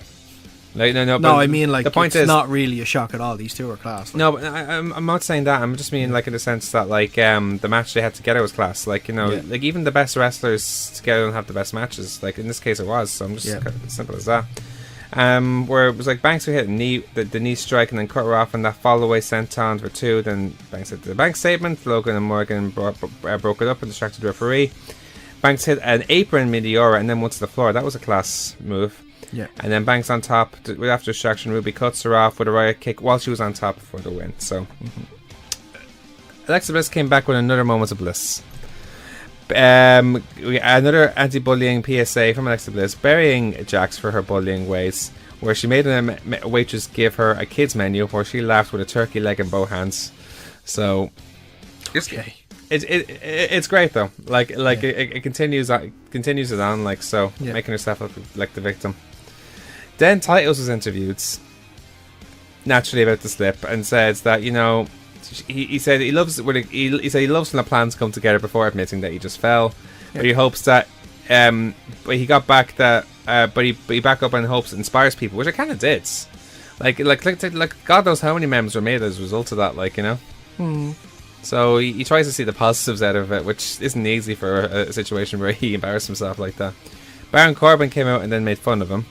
That may lead on to something later on. Then the Team Canada, Jinder Mahal, Kevin Owens and Sami Zayn took on Roman Reigns, Bobby Lashley and Braun Strowman. It's kind of weird, by the way, about this match of Braun and Reigns being cool with each other. I don't like it. It really is. After many, God knows how many attempted murders between the two of them. Exactly. It's really strange how they can get along all of a sudden. It's like Jason and Freddy Krueger. They try to kill each other so many times, and then one day they see a comment and be like, sure, listen, we're cool. Yeah, they did that though. Freddy versus Jason. Yeah. Do you remember that film? Yeah. Yeah. They had a murderer off to see who could murder the most people. Wasn't that the story behind it? And then they tried. Then after, was that each other. Was that competition supposed to teaming together though? Yeah, competition more. Yes, that's what I mean. It's still strange though. Anyway, it was a good match. It was a hot crowd, because it was in Montreal, and here's Kevin and Sammy, who are between 15 to 45 minutes away from Montreal. It was on the base and commentary, but it basically just there was a type of match where they could do basically anything they wanted because they were hot for everything that came from that match. And then it's where Reigns took out Mahal. Got the hot attack on Braun. Braun just goes wild again, shoulder blocking everybody, and then he ends up posting himself, which he pretty much ends up doing every match, by the way. So it's like attack, posts. And then Lashley then cuts off Sammy, but then Mahal takes him out. Kevin gets back in, and Reigns rushes back in with a spear, and then Braun power slams Kevin, and that's that. It was then later announced that Lashley and Strowman will take on Kevin and Sammy at Backlash. No Way Jose took on Baron Corbin, and it looked like it was a routine match for Corbin. Even though Jose tried to fight back, Jose missed a high cross, and Corbin posted in. And then as Titus arrived, slipped on the apron, and it distracted Corbin, which allowed Jose to win for the roll up. Yeah, I liked that. I thought it was funny. I just want them to be careful with this. What, to be too clumsy for the sake of it? Yeah, don't just overdo it. Like, you know how they overdid the whole R-Truth thing? Yeah. My bad, guys, my bad. No. By the way, that was a horrible R-Truth impression. I didn't mean that. Unlike you, I won't criticize you for your impressions. I appreciate the efforts. Yeah, so... Just it's okay, obviously, the week after it obviously comes to light, and I like the whole thing that they wiped it down and stuff like that. That was pretty cool. Just be careful. Don't do it every week. We don't want a situation. Every now and again is fine. But we don't want a situation where Titus is like the I didn't do it boy or anything like that. Like so. Exactly. Like everyone's going around like, do the thing. Slips. Yay! Natalya took on Mickie James 1-on-1. This wasn't a bad match. Like Natalya fought back. Bliss distracted her, allowing Mickie to attack Natalya, but then Rousey chased Bliss away, so Natalya got the roll up. Post-match, Nia arrived. Bliss ran away. Nia entered the ring and seemed to have a bit of a tease of tension with Rousey before raising both Rousey and Natalya's hands after that match. And then Seth Rollins versus Finn Balor for the IC title, which is up there with the best matches. It's definitely the best match they had 1-on-1. Yeah. 100%. Yeah. Like, and it's a shame they've all been on Raw. Apart from the SummerSlam match. Well, is that a bad thing? I would have preferred it in a more pay-per-view setting. But it's to see it like almost free then, like in a weird way. So more people got to see it. So you could argue. True. Like, but what I really liked about this match is that I sense this I compared this to maybe a Okada Tanahashi sort of rivalry, where each time they face each other, they get to know each other a bit more. But like certain bits that they got from their last match, like let's say for example that match where Balor won, where he sweeped up, where he managed to pin Rollins out of a counter for the superplex before he got into the Falcon Arrow. He just hints at that as well, where he just counters out. Yeah. So, like I love that. Like so, but again, I get the sense this could end this rivalry in general, where it leads to frustration from Balor from turning heel. Especially in the back. I can't see him turning heel for a long time. You think so? I can't see it. Just because of that, like I said, the whole Balor Club's for everyone. Yeah. Thing that's going on at the moment. So it ended where they worked counters and roll-ups and got near falls until a sling blade from Balor, Rollins had a desperation kick and a double stomp finished it, and that was that. So. Yeah. So, it'll be interesting to see what happens now with Rollins and The Miz for the IC title, and that's I think that'll be one of the most intriguing matches, you could argue. Exactly. Backlash coming up, so. I wouldn't think so. Not think so? Well, no, because we kind of already have the results, so. What do you mean? Well, we already know what's going to happen. I mean the intriguing match going forward. The match forward itself is going to be good, yeah. Yeah, that's what I mean. Anyway, move on to SmackDown. On to the Rock Show, to the premier show, SmackDown. Before the whole show started, Paige addressed a few situations where Shane McMahon wasn't going to be there, and discussed the situation between Styles and Nakamura, and said that their match at Backlash was no DQ match. It was also addressed that Daniel Bryan wasn't allowed to complete due to fear of a chest infection, since Roderick Strong went full Volta on them at the Greatest Royal Rumble. That was Roderick Strong who did that, apparently. Was it? That was the chops, was it? I don't remember. I wondered who did that to his chest. Yeah, because he went like someone Terry attached his chest or something like that. So.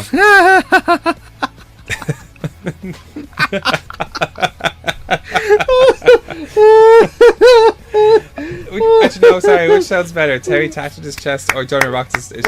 Well done, sir. No. Well done, sir. Well done. Would that be better to say Johnny rocked his chest? Both are fine. I'll accept both. Johnny Rock did cause it. I'll accept both. Or five fractured his chest in my case.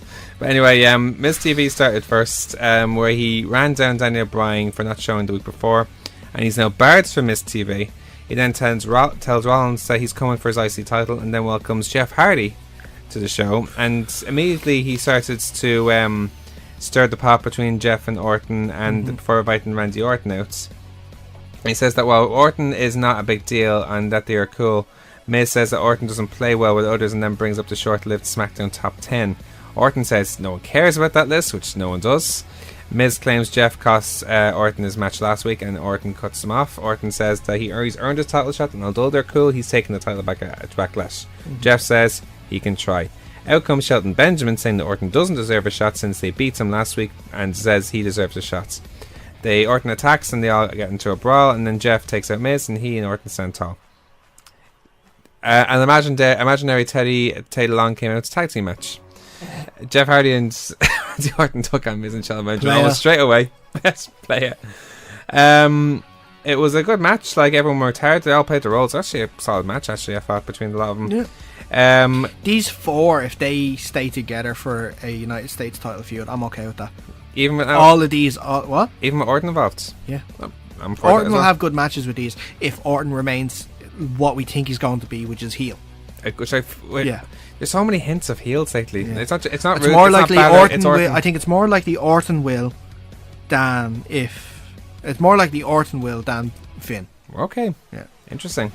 The draping DDT on Shelton and Miz was hit until Orton hit an RKO, hit it on Shelton, and then tag team Jeff. Swanson Bomb follows. Then Jeff is laid out with an RKO by Orton. See, stuff like that. But then Orton does that all the time. Do you know what I mean? Mm-hmm.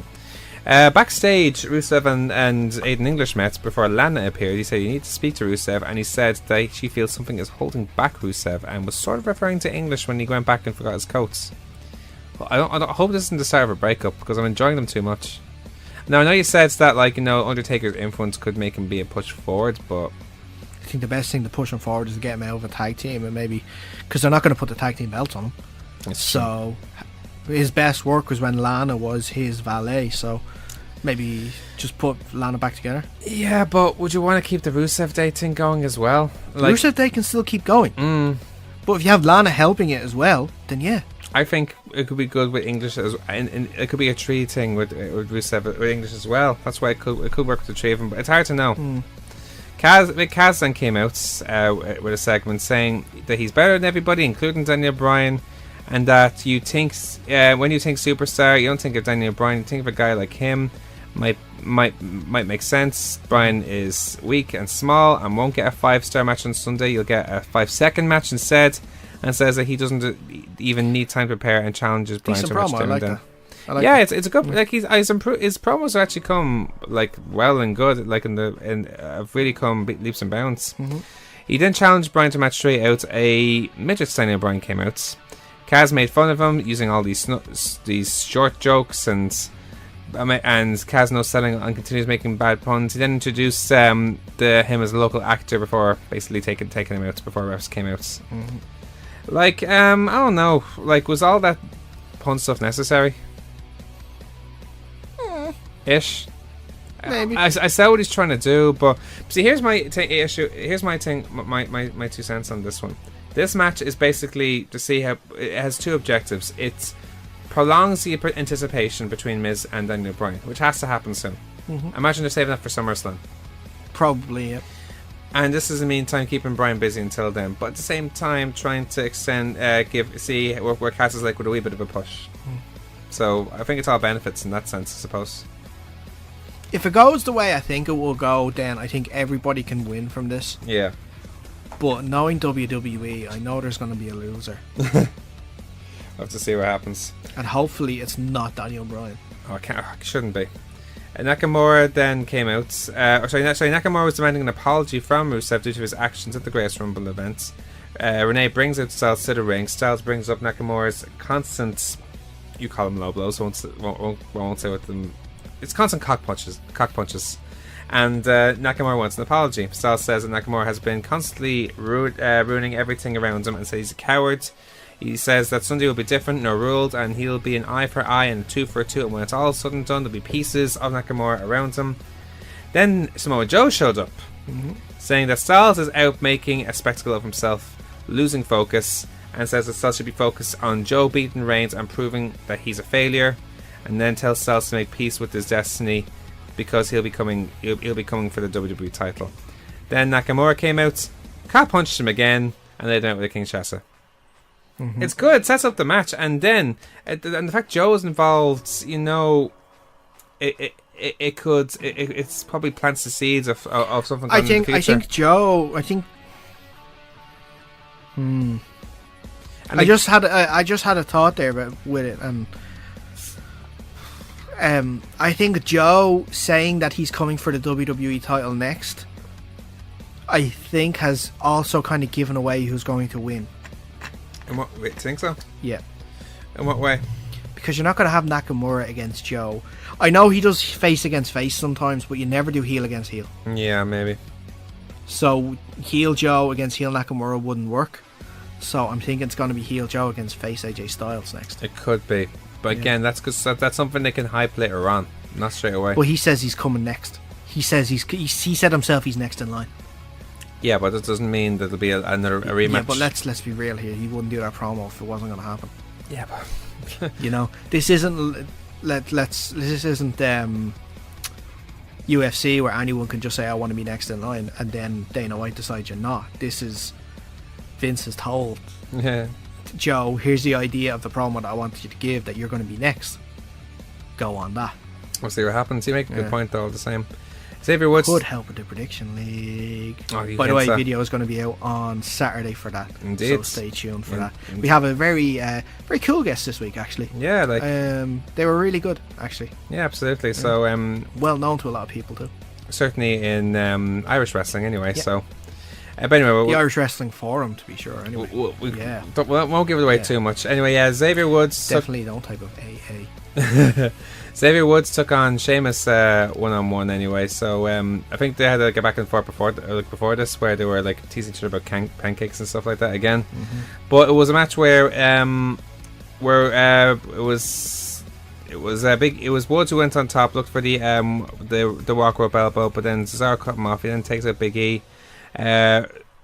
Woods flies to the floor and then takes him out, but then Sheamus attacks back in and a quick roll up, and that was that. So it was a good match, and it's basically a stretch for like the feud between New Day and the Bar, and it was good. I'm intrigued to see what happens with it in the future.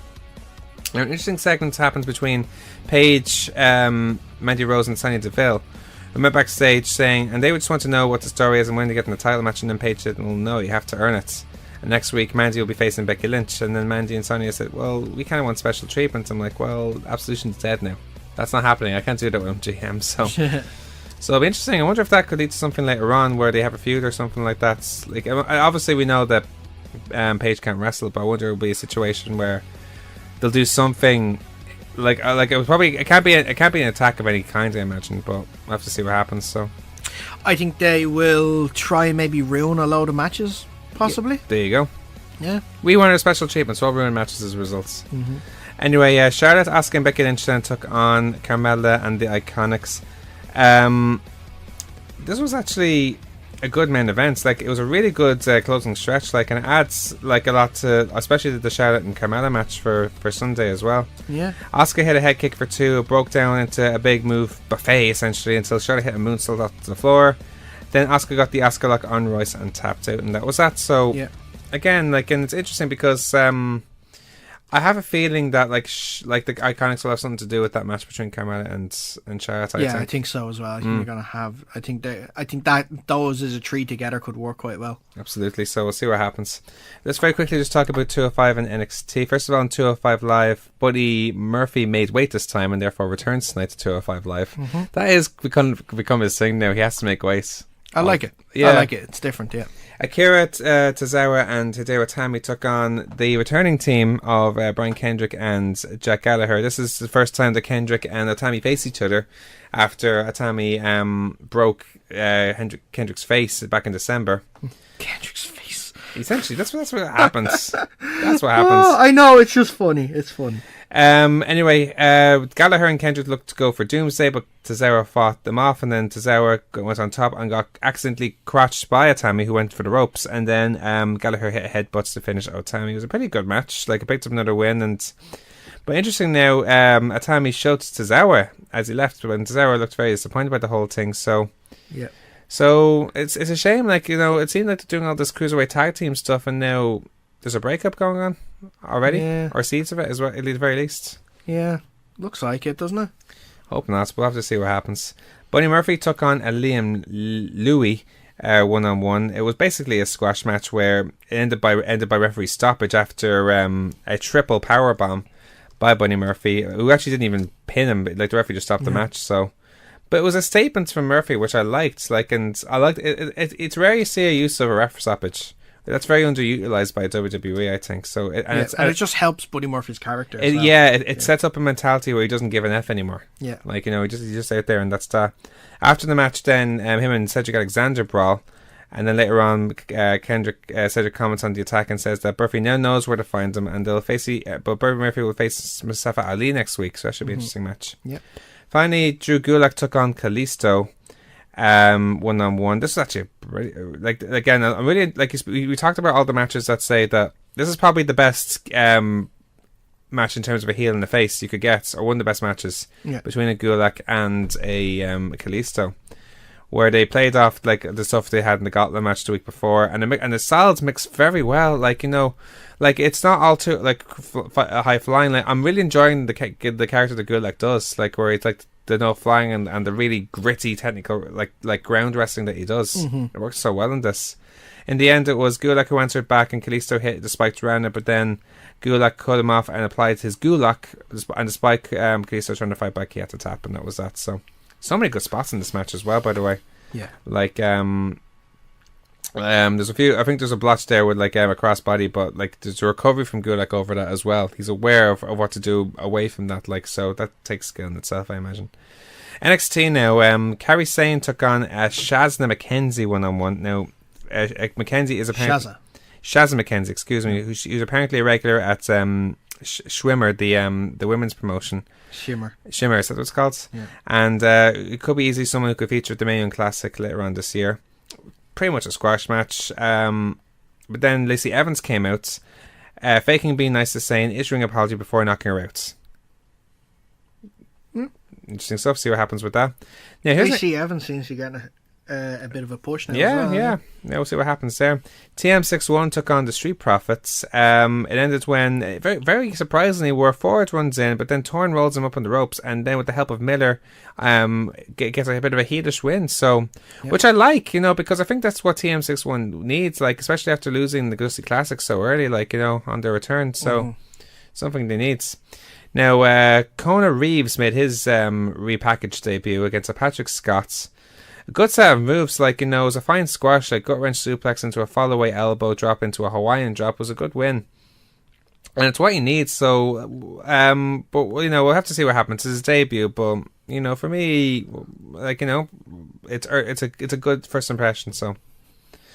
You're not sure about it yourself? It's alright. Nothing. By the sounds, I'm only going on what you said. I haven't seen NXT yet, so I'm only by what you say. It's okay. We'll see. I'll have to sit down and watch it. That's my perspective over there. If you haven't seen it, backstage, Cassius Ohno comments on Cedric's attack on Gargano the week before and plans to take care of Ciampa. They're going to have a match next week now. Dakota Kai was interviewed and praised the recent NXT call-ups on SmackDown. She again didn't. Did you see the Ciampa tweet actually about Cassius Ohno? No. Or get up. It's actually been like Ciampa is winning Twitter at the moment with his stuff. He's so good. Like his tweet about the Avengers was brilliant. What do you say for the Avengers? It's kind of spoilerful, but I'll put it in if you want. No, don't. Like, if anyone hasn't heard it's the movie, like it's better off not talking about it. Well, actually, no, it's not. Actually, it's not even. It says just saw Avengers. Thanos is basically me. Great to finally see the good guy win. Terrific redemption story. By the way, fantastic film. Everyone should see Infinity War. It's brilliant, and they should go on the Twitter and see our Infinity War polls at the moment. They're fantastic. On the tweet for Ciampa against Cassius Ohno, under the picture of previewing that, it goes, one is a bench player for his intramural men's basketball league. One is the greatest sport entertainer of all time. Tough choice. Anyway, going back to Kai, like she said she didn't want to talk about Shayna Baszler until Vanessa Bourne interrupted her and ran her down. Kai then said she's not afraid of Bourne, so that could be a match that's in the next few weeks. Bianca Belair took on Candice LeRae. Now, Candice is still a bit shaken from Gargano's attack the week before. She was very upset when she was interviewed before that, saying it's been a rough year, and thought that they were through the whole stuff with Ciampa. And it was really good. Like she was really getting emotional about talking with the about Johnny being interviewed. The match itself, Bianca Belair impresses me every time she's in the ring. She did this deadlift press slam into the buckles. So she picked Candice LeRae up like a deadlift, and then pressed her up, and then slammed her into the buckles. But Candice then fought back until Belair countered a tornado DT and then won with an ollie loop. It was a good match, and it told the story very well, though, as well. Like as Candice is too emotional and was so caught up on Gargano that it leads to her downfall. But then you have Belair, who's getting another feather in her cap, so by winning here. Yep, for sure. And then Pete Dunne against Roderick Strong. This was a match. This was exactly what I hoped for the match. Like Pete Dunne went all out like on Roderick Strong from the start. Yeah. Like and really good like spots from both guys. Like eventually it ended where Dunne fired back and does like the finger break spots, and then laid in strikes on Strong. German followed, and then the bitter end connected until Cole and O'Reilly made the save and beat down Dunne. And then Danny Burch and Oney Lorcan made the save, clearing the ring. So By the way, we should send congratulations to Pete Dunne.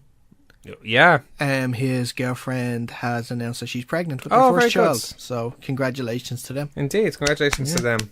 A baby Bruiserweight is coming very soon. Exactly. Indeed, so that's awesome. But that's all the results of the week. Now when we return, we will finish off our show with our previews of the week from shows across the country, and then finish off with our yes/nos. Right after the short break. In the future, roving bands of comic book podcasts will savage the wasteland, once known as the Internet. One podcast, the Grawlix Podcast, may not be the biggest, may not be the funniest, may not be the most well-spoken. Wait, what was my point again? Oh yes, the Grawlix Podcast. Listen to it at grawlixpodcast.com. That's GRAWLIX podcast.com. We're back here on the Kick Out, your weekly pro wrestling guides. Now let's continue on our show now with our previews of the week. Why, look at what we have here, folks! So there's only 3 previews to bring up, but they're all here in Dublin, but like we'll get you in very quickly. So obviously our friends from Lobo's Wrestling Parties are back with their No Spoiler Monday, happening Monday 7th of May at Buskers in the Ball, where they'll be showing a WWE Backlash from the night before. There's tickets available on eventbrite.ie, free for Lobo's subscribers. The show starts at 5, pay-per-view starts between 7 and 11. They recently announced actually another pool event to be happening. I think there's some sort of raffle going on as well, so it should be interesting. Their pool actually makes their gigs. You have to check that out if you ever get the chance to yourself to check it out, man. So it's pretty awesome. Phil Boyd's their champion now, so we'll have to see what happens there. Then obviously Saturday, May 12th at the National Stadium, probably one of the biggest show this year, OTT Scrapper Mania 4. Tickets are very limited. Tickets now are available on eventbrite.ie. But here's the matches. I mean, Scotty Davis, Tyler Bate, and Mark Haskins against LJ Cleary, David Starr, and Shane Strickland in a 6-man tag, where the winning team face each other in a triple chat match, where the winner gets a guaranteed title shot in the future. That match alone. Yeah. And we haven't even got to all the singles matches. Matt Riddle versus Will Ospreay, Kings of the North versus Aussie Open and Adam Brooks, Sami Zayn versus Valkyrie for the OTT Women's title, The Rapture versus the Angel Cruisers for the OTT Tag titles, Keith Lee versus Minoru Suzuki, Tomohiro Ishii versus Jeff Cobb, and Jordan Devlin versus Zack Sabre Jr. for the OTT World title. What a card. What are gods? What a card. What you can say that what again. else do you need? What else could you add to that? Exactly. It's a massive card, like, it really is. And obviously then the very next night, then literally there couldn't be a better word to describe it, OTT Contenders 9 The Hangover, taking place Sunday, April 13th at just next door at the Ringside Club. There's still tickets available on eventbrite.ie. The matches include Shane Strickland and Keith Lee. This is probably the last time we'll see Keith Lee in Ireland, certainly as an indie wrestler, earlier on in the show. taking on the Big Hangovers, aka Jordan Devlin and Sean Guinness. More Than Hype, the team of Darren Carney and Nathan Martin, will take on the team of Curtis Murray and Will Ospreay. Michael May will take on Charlie Sterling 1-on-1, and the final match for the NLW title tournament, where Scotty Davis and Terry Thatcher will decide who will become the next NLW champion. So some great matches to look forward to for there. So hell of a weekend coming up next weekend. But that's all our previews of the week. Now let's finish off our show now with our yes-nos. Yes, no! Yes, no! Yes, no! So there's a few that are like more on response to the Greatest Royal Rumble, but there's also a few going forward, so we'll get to them now. So Sami Zayn, now there's a few reports that he actually wasn't involved, not involved in the Greatest Rumble due to some injury or something like that. No. Exactly. Didn't appear due to his Syrian descent. Yep. That seems so silly though, doesn't it? I mean, it is what it is, but really? Yep. No. That seems to be the reason, alright. I'm not saying it definitely is, because I don't know myself, but that definitely seems to be the reason why. Yeah, I was going to say Brock and Roman finished Blush, but it kind of was. That's an obvious one. I won't even get further to that. Lana to break up Rusev Day, or more so Rusev and Aiden English. Looks like it will. It will lead to a match between Rusev and Aiden English as well. Think so? Yeah, I think so, yeah. We'll see what happens. Batista returned to WWE. Not happening. I saw some, I didn't read them now, I saw some reports saying Batista claimed that WWE ghosted on him. That they were talking about a return at WrestleMania and then they just went quiet on it. So, yeah, he wants to come back. Does he need to come back? He doesn't. He's doing too well. With the success of Avengers and Guardians, and like the likes of, he was in the Bond franchise as well for a film. He's doing very well as an actor. He's doing very well for himself as an actor. He doesn't need WWE. I just think he wants it because he loves wrestling so much. He loves the business so much. He wants to come back. Can you imagine Batista being in the Indies? No, it's WWE or nothing, I think. Yeah, okay. Jason Jordan to return inside the next fortnight. Totally forgot about Jason Jordan. Yeah, but what does he come back to? That's the question. Here's They obviously need some sort of angle for him to come back. What if he costs? What if he had something to do with Rollins and the Miz match? Hopefully not. Or he just comes back to Raw and is greeted by Kurt or something like that. I don't know. I think that's more than likely what's going to happen. But I don't know. I don't know how you're going to bring him back. Oh, well, actually, then again, isn't Chad Gable on Raw now? Oh, that's not bad now. That is your angle. You're right. That is your angle. There you go. There you go. That could be. Does that mean you're making, because Chad Gable is face now, so you're making Jason Jordan heel? Is that what you're going to do? Yeah, but that's not bad. So, I mean, they could have good matches. I imagine they know each other well enough to have a good match. Yeah. Okay. Finally, Finn Balor to turn heel. No. Not yet. No. For the reasons I specified earlier. You know, Finn Balor is such a guy for teasing. So it's probably all a ruse, but by God, I'd love to see him as a heel. Do you know this week is the 5th anniversary of the Bullet Club, by the way? Is it? Yeah. Oh. I think it was this day we're recording. It was the day when Bad Luck Fale, Tama Tonga, Carl Anderson, and Finn Balor did the two sweet unison. Oh, that's crazy. There you go. Yeah. Now, there's something else for Finn to tease, I guess, I suppose. But yeah, I have to wait and see. But no, he's not going heel for a while. I'd personally love to see him heel, but I don't know. I would too, but with the whole Balor Clubs for everyone, yeah, it's not going to happen. I'm sorry.